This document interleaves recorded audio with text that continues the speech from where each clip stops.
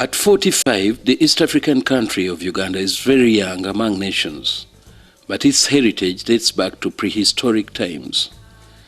To enrich this heritage, different peoples at different times have traveled into the country where their interactions with the indigenous people have fused with their culture. But then the story of Uganda is the story of 65 indigenous people located in 4 geographical regions. One quickly observes the differences and identities through the work of their artisans, craftsmen, and artists. These people endeavored to decorate their functional objects, not only to identify themselves, but also to attract users. Their work, which has fused with others, now constitutes Uganda's art and craft industry.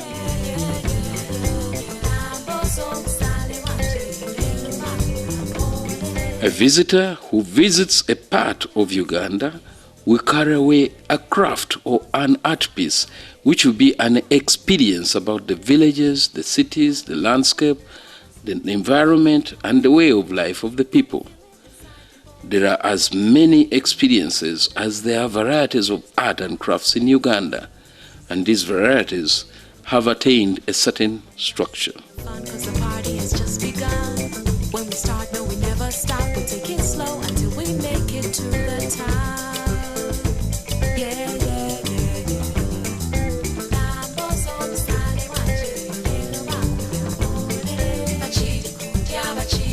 yeah. One of the greatest skills that is found all over Uganda is weaving.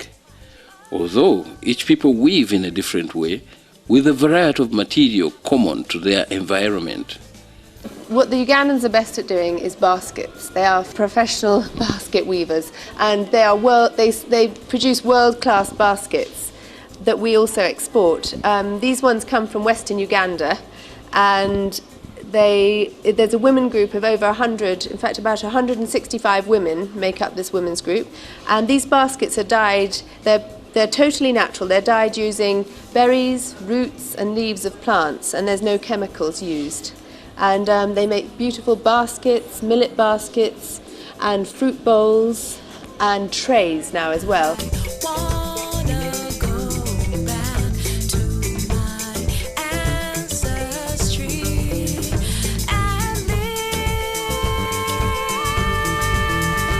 These items are made primarily for home functions, such as carrying and storing stuff. These items have now attained a touristic appeal, and this has provided for a much-needed household income.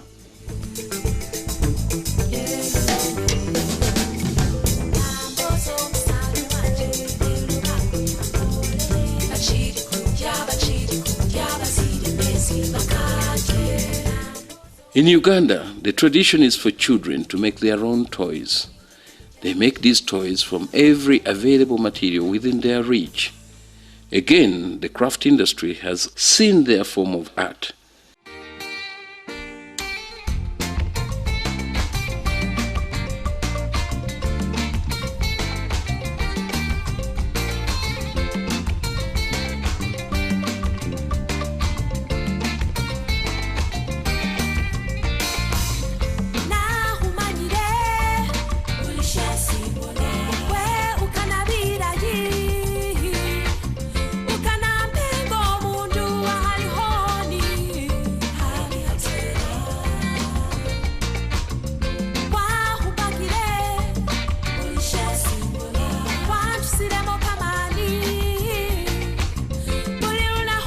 Children's playthings are now a major collection in the craft shops.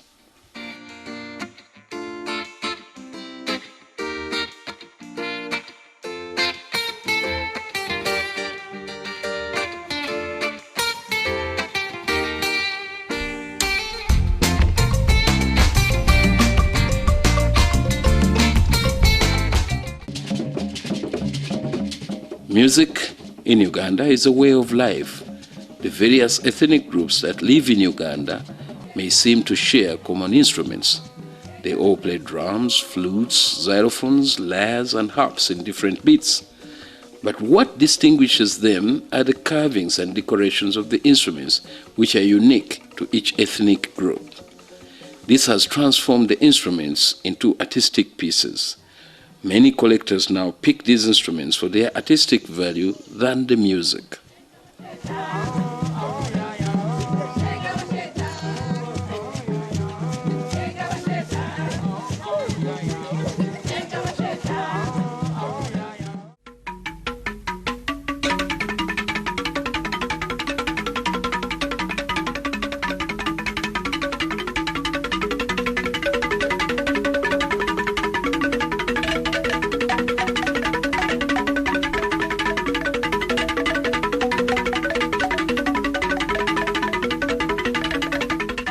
This man is processing a backcloth.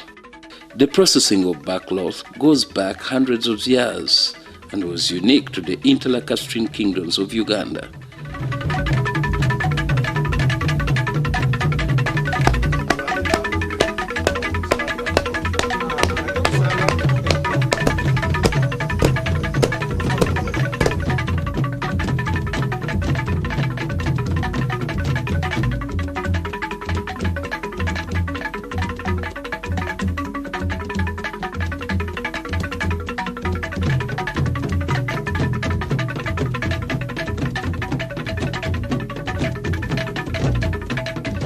Originally, it was made for dressing, sleeping material, and as a shroud.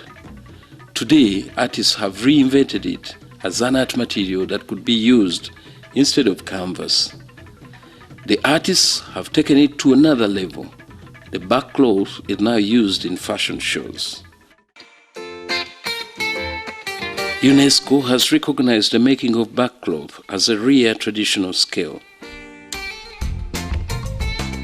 The backcloth has been replaced by the textile over time, and Ugandans have widely put it to dressing.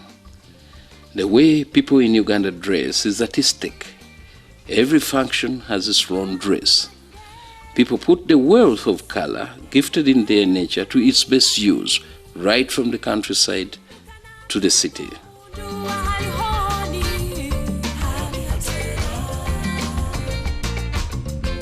Ugandan designers have now blended fashions from outside to enrich the variety existing in the country.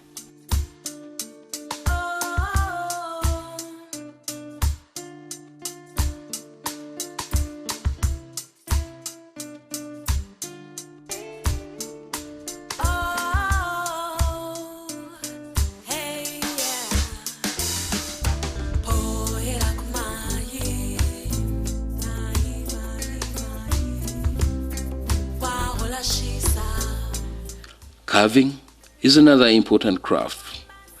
The street carvers decorate furniture, while the artists make sculptures out of wood, which is plentiful in Uganda's enormous forests.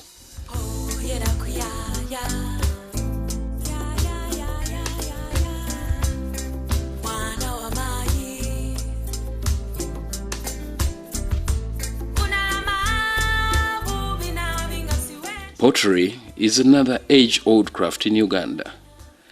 Paleontological excavations have come up with pots as evidence of earlier civilization in Uganda.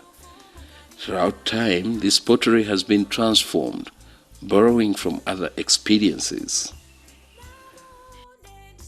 And on surface decoration, I exploit the ideas of the surrounding around my society and dealing with people's culture, dealing with their political influences and economic influences, and then use my pots as a painter would use a canvas. So I do a lot of surface decoration.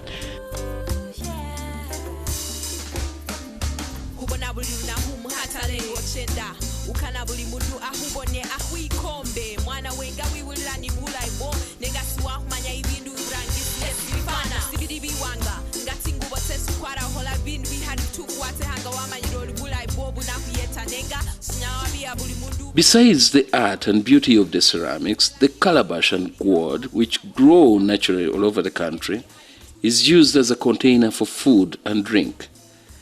There are calabashes for beer and wine, and those for butter and milk. Now, these containers can be seen in the craft shop where the tourist has discovered a decorative use.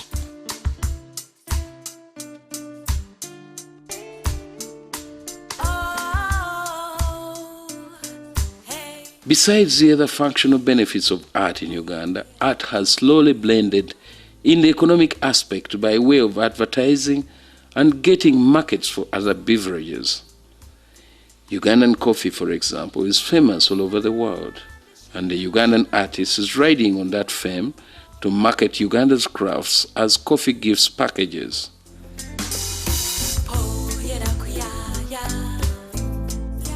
Unique Ugandan tourist experiences are also branded artistically with labels and crafts that are to attract.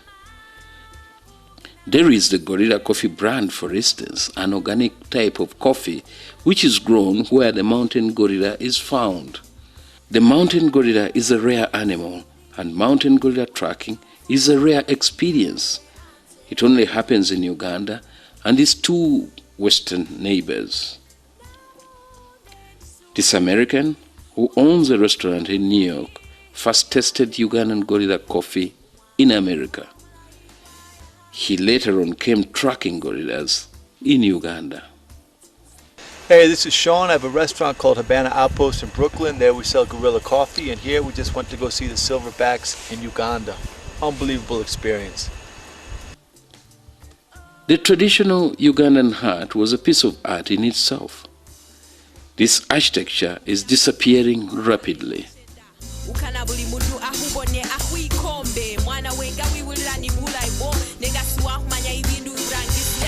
It is giving way to Oriental designs which are common throughout Ugandan towns. European-style buildings are also common. Kampala and the older towns of Uganda are therefore dominated by foreign architecture, Oriental and European.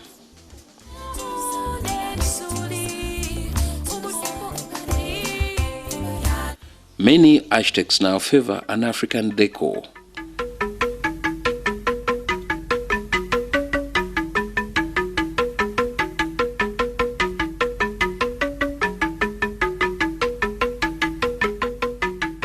Metalworking is another craft that is as ancient as the country. The early monarchies looked at metal more for warfare than art and craft. Today's artist is making sculptures, furniture, and crafts out of metal. The Ugandan has also embraced modern art.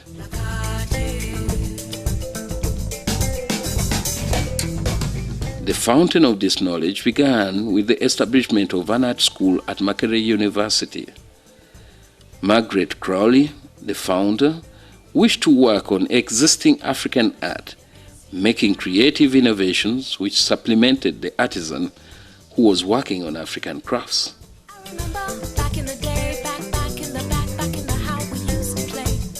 Later on, the school's teaching scope expanded with increasing interest in Western modernism.